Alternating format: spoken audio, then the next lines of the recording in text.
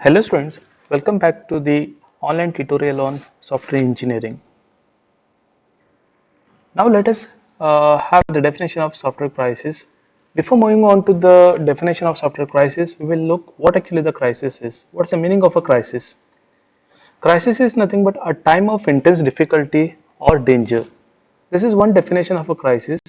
In other ways, we can explain a crisis as a time when a difficult or important decisions must be made.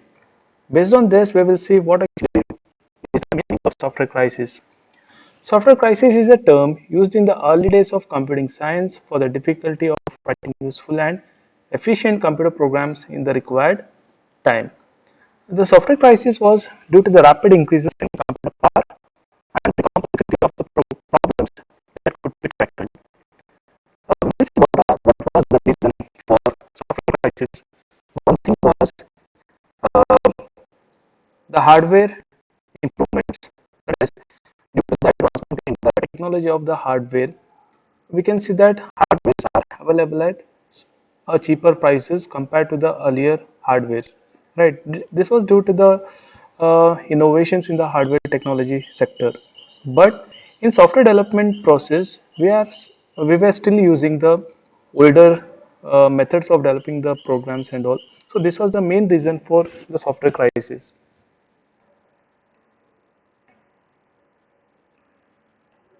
The crisis manifested itself in several ways. First one is projects are running over budget. That is, we know that there will be some project manager whenever there is some software to be produced. There will be a team of professionals who are actually handling those projects.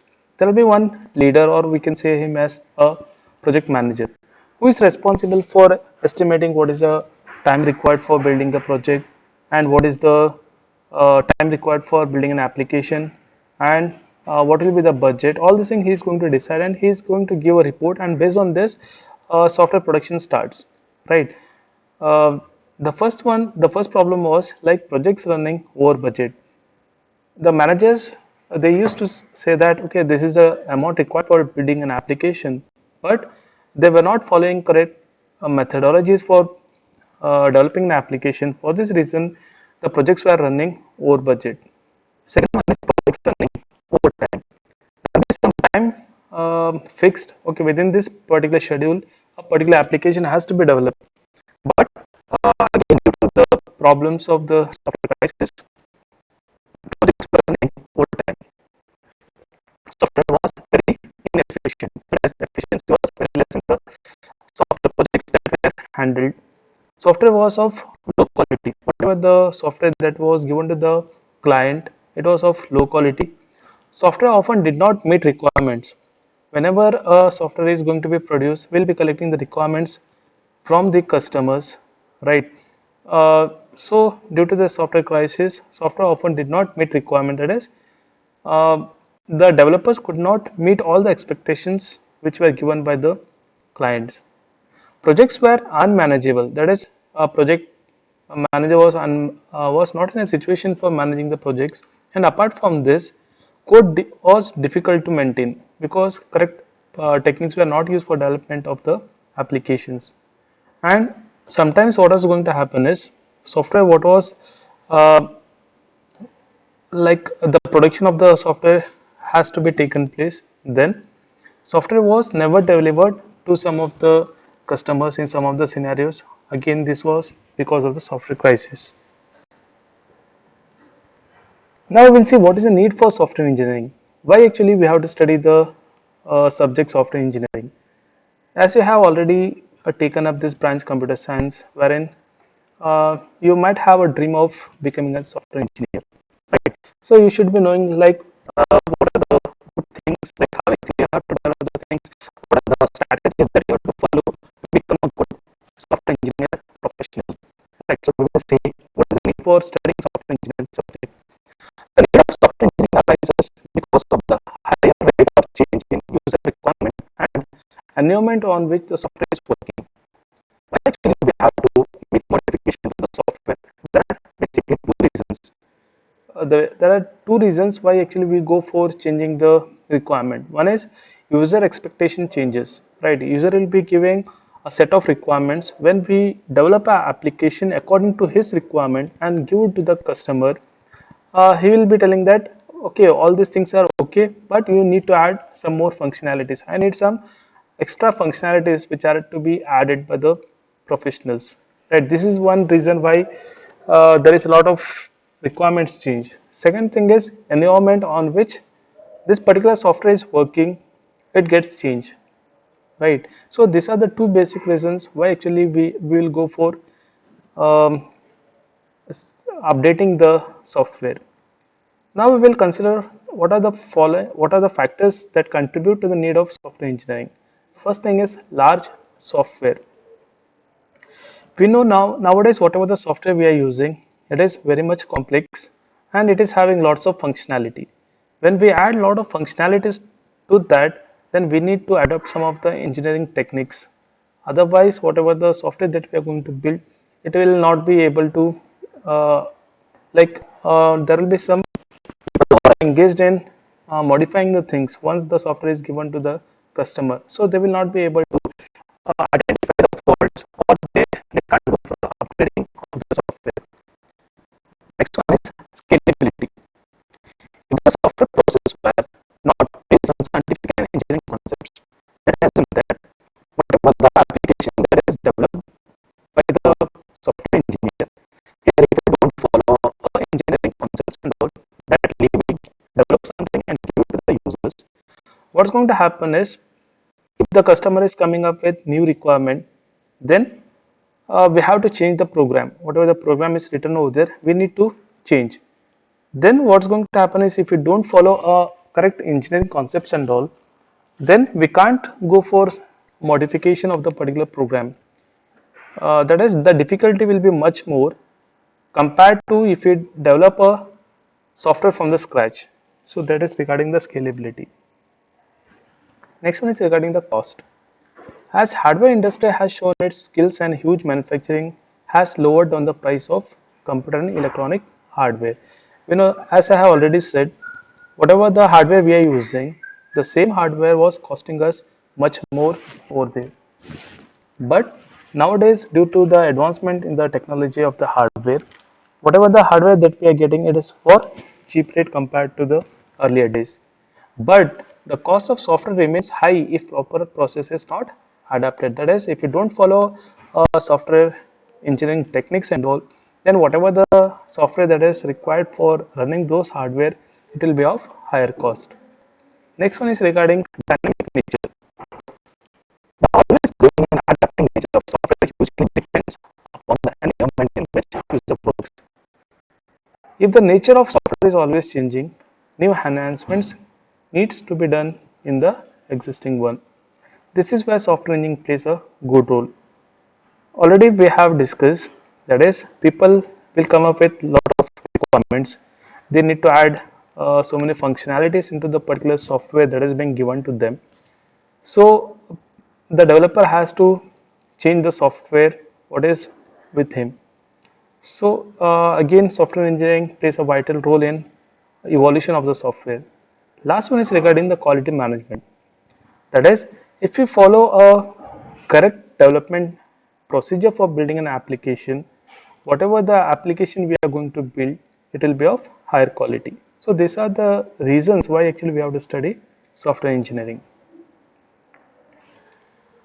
Now we will see regarding what are the different kind of software that we are going to have. Software products are broadly classified as generic products and customized products. Generic products are those which are standalone systems that are marketed and sold to any customer who wishes to buy them. That is, the application will be already ready in the market, and if you like that application, then you can pay them and you can buy them. The examples of this are PC software such as graphics programs, project management tools, CAD software, software for specific markets such as appointment system for the dentist and all. So these are all the examples for generic products which are readily available in the market, and if you like it, like if you know this is going to help me out, then we will be buying them. Right. Then we have another one kind of product, that is a customized products. Software that is commissioned by a specific customer to meet their own needs. That is, the requirement will be given by the customer, and according to that requirement, application is going to be developed. Here we can have an example like embedded control systems, air traffic control software, then traffic monitoring systems. These are all examples for the customized products. Now, based on specification, we will see what is a generic product and what actually a customized product is. Generic products are nothing but the specification of what the software should do, what actually it has to do, what functionalities should be present in a software. Everything is owned by the software developer. He is going to design what functionality should be present in the software, how it should be looking, how the look and feel should be. Everything is going to be decided by the developer themselves, and decisions on software changes, again, they are uh, done by the developer themselves.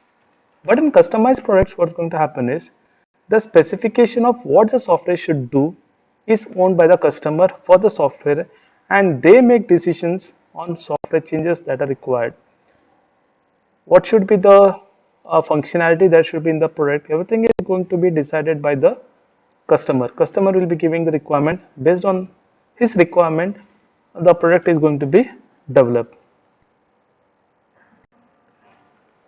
We will see what actually the definition of software engineering is.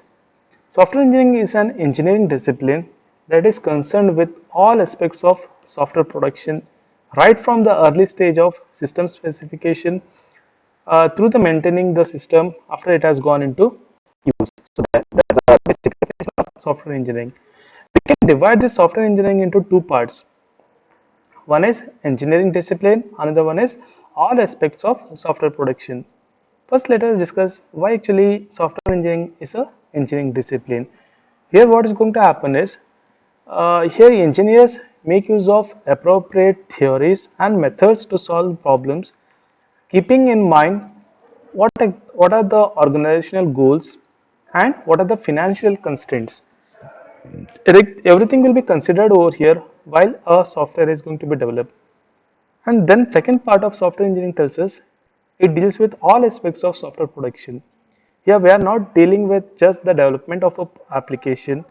We need to know like how the project is going to be taken place, who is the customer, like who is developing the things, like who are all the developers, how many developers are required, how many testers are required, what is the amount that is fixed for the particular project. Each and everything is going to be considered over here. So not just technical process of development. Software engineering is not just a technical process of development. Here we are going to consider each and everything like project management and the development of the tools. If the tools are not readily available, we have to first procure them or we have to develop them, then which are required for supporting the software production. Everything is going to be considered. So we see that all aspects of software production.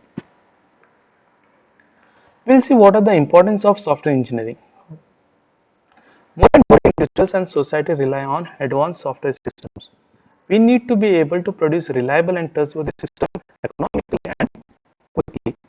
We know that in whatever the business we see over here in the world, everyone is using some or other softwares, right? Whether we want to pay something, we want to buy something, we want to transact, we want to spend money, in each and everything, software plays a vital role.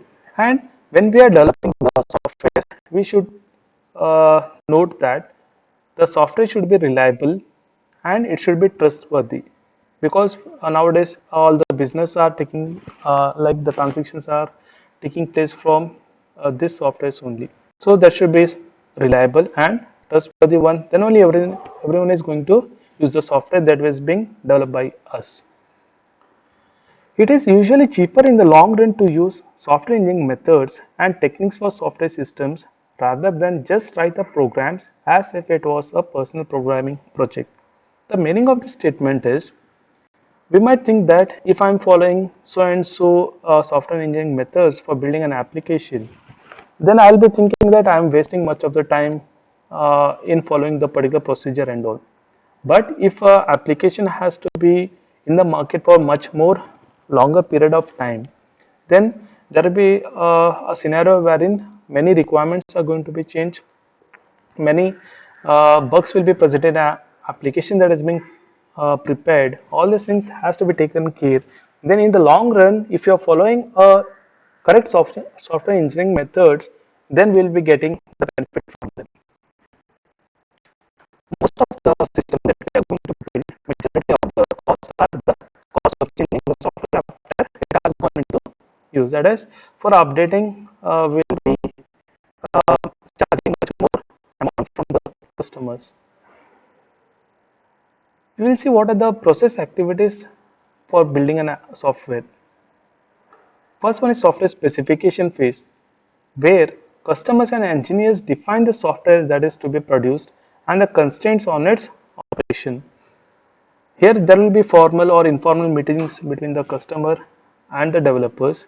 They are going to decide like what are the things that should be present in an application and what are the constraints under which this software has to be built. Then once a specification phase is done, based on this specification, software development cycle starts, right? Here the software development is nothing but where the software is designed and programmed. By looking at the specification document, we will design the software how actually it should look. Then once designing is done, then we go for programming. Once programming of a application or the software is done, we go for the validation phase. In validation, what we do is where the software is checked to ensure that it is what the customer requires. Whatever is required by the customer, the same thing should be present in the software that we have produced, or else it's not going to buy the product. And the last and the longest phase of the software engineering is the software evolution. Software evaluation is nothing but where the software is modified to reflect changing customer and market requirements. So that is one of the longest phase of the development of the software, wherein people will be coming up with a lot of requirements to be added or removing the bugs or something they want to change in the look and feel. So everything that comes under the evolution phase. Regarding what are the attributes of good software, we have studied in the previous class, which is one of the important questions. In the similar way, here we are going to see general issues that affect the software the most. First one is the heterogeneity challenge. Heterogeneity challenge is something but nowadays we know that someone is using a bigger screen mobile phone, someone is using a smaller screen mobile phone and all. Whatever the application that we are going to build, that should be compatible with each and every device, whether it is a laptop device or a computer device. That's a heterogeneity challenge. Then we have business and social change. The way in which a business is carried out and how actually the people are living in the society, it is changing drastically. In the same way, the software has to be adapting to that particular needs, or else no one is going to buy them. And the last one is security and trust challenge. That is, as I have already said, now everything is through online. That is, we can order something, we can pay for the goods that we have purchased. So if security is present in a particular application, then trust arises among the application and among the customers. If people don't trust on an application, then for what reason our application was developed, it will not fulfill its needs. So these are the general issues that affect the most software. Okay, thank you.